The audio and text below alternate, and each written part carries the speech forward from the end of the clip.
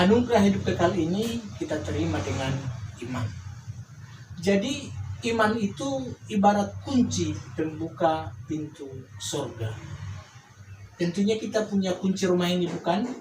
Kalau kita keluar rumah, kita masuk lagi, bisa nggak semua kunci membuka pintu utama? Jadi hanya satu kunci yang bisa membuka pintu surga, yaitu iman yang menyelamatkan. Kalaupun ada tadi kunci yang mirip, sama warnanya, tapi itu tidak menyelamatkan, sama seperti melompat dalam gelap. Seandainya kalian berdua nih pergi ke suatu tempat yang belum pernah ke sana, ternyata di sana gelap sekali, lalu disuruh melompat. Kira-kira kalau melompat apa yang terjadi?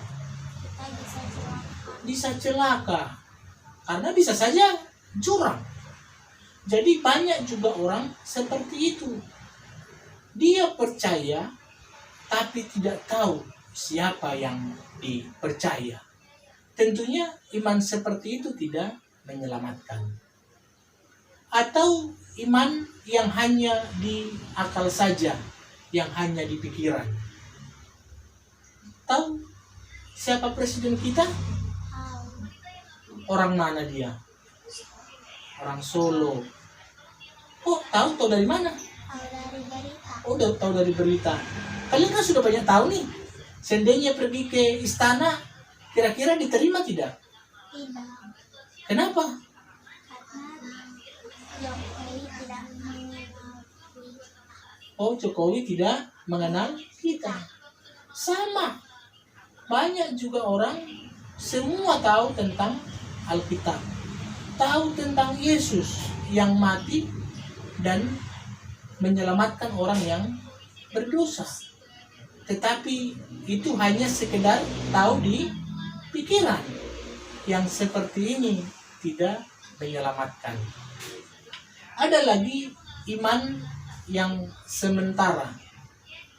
Maksudnya adalah bahwa dia sudah percaya, dia sudah tahu, dia sudah mengandalkan, tapi hanya mengandalkan hal-hal yang sementara.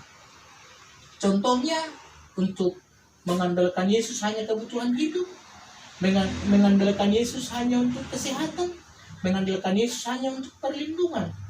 Dia untuk mau masuk surga, dia mau mengusahakan dengan usahanya sendiri, dengan berbuat amal, dia rajin beribadah.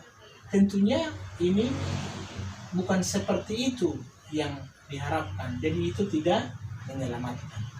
Iman yang menyelamatkan adalah mengenal dan mengandalkan Yesus saja sebagai Tuhan dan Juru Selamat untuk memperoleh hidup yang kekal. Saya punya cerita. Seandainya ini kalian berdua jalan-jalan ke pantai, ke tengah laut, naik kapal. Lalu tiba-tiba datang angin kencang, lalu langsung diterpa ombak kapalnya, lalu pecah. Kalian tercerai-berai. Hanya kita bisa bertahan dengan sepotong kayu. Mau berenang ke darat, pasti nggak kuat karena udah jauh banget. Kalau hanya bertahan dengan kayu itu, ya pasti capek, nggak kuat, pasti tenggelam juga. Sambil termenung, tiba-tiba datang seorang kapal menghampiri. Lalu kapten mengulurkan tangannya mau menolong. Kira-kira apa yang harus kalian lakukan? Menjulurkan tangan kembali. Oh, langsung gitu ya? Kayunya dibawa-bawa enggak? Enggak. Ya enggak lah, langsung kita mau ditolong dan dilepaskan apa yang menjadi kita andalkan. Sama, kapten itu melambangkan Yesus yang datang menolong, mengulurkan tangannya kepada kita. Lalu kita sebagai respon, kita mengulurkan tangan kita untuk ditolong. lalu melepaskan apa yang kita andalkan selama ini untuk selamat.